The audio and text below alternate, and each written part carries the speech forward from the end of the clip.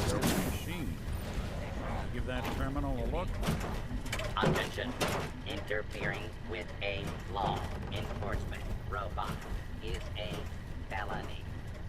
Stupid noise. I think we ought to talk. Something the matter? You sound upset. What? Oh, no. Oh my god. We've just been traveling a while now, and I figured there hasn't exactly been equitable distribution of information. Gotten a decent glimpse into your dirty laundry, but you still don't really know a whole heck of a lot about me. Figured I'd offer to balance the board. So, This is a good time to talk, obviously. What's with the outfit? after I started the agency, it just seemed like the sort of thing a detective ought to wear. I got some old memories, pre-war. Faded to all heck of guys dressed like this, doing what I do. Putting on the hat and trench coat, I figured it'd let folks know I was serious about the whole thing. Clothes make the man and all that. God. Guess I felt they made me the man I wanted to be. So who are you, Nick? That's a question I've been trying to figure out myself for a long damn time. I know I'm Still a synth, going on authentic background. institute handiwork, but I'm still mechanical, not bioengineered like the fancy synths giving everyone the willies these days. I get tune-ups now instead of checkups. My memories, my personality, they're all lifted from some cop who volunteered for an experiment back before the war. They scanned his brain and copied it onto the hardware that runs between my ears. Jesus.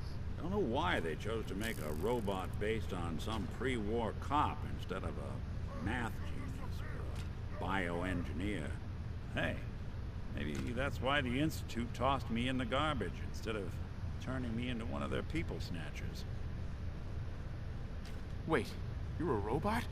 What else have you been keeping from me? Ha! Well, I'm not sure if anyone There's told you a that there's robot been a friend. war. Nothing big. I think we'll bounce back just fine.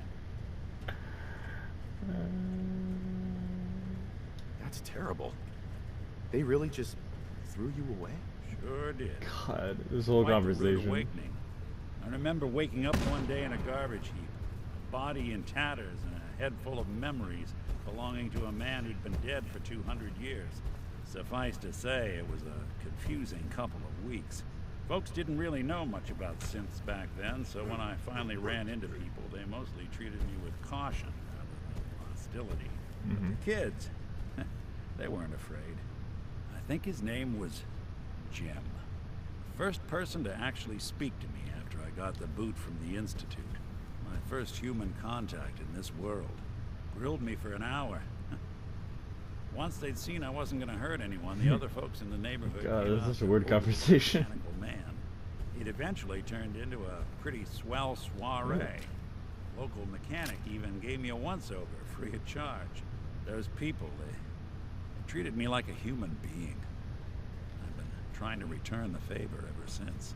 It's a surprisingly rare trait out here sometimes. It's something I've noticed you got a fondness for.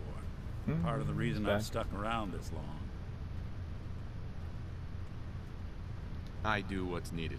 Well, you certainly seem to judge doing good pretty high on your list of necessities. Well, I expect you're about as bored as can be listening to me rattle my skeletons. You should probably Oh man, this head is a out. good conversation, straight up, Nick. I think your timing was impeccable, though. I think it's worth recording.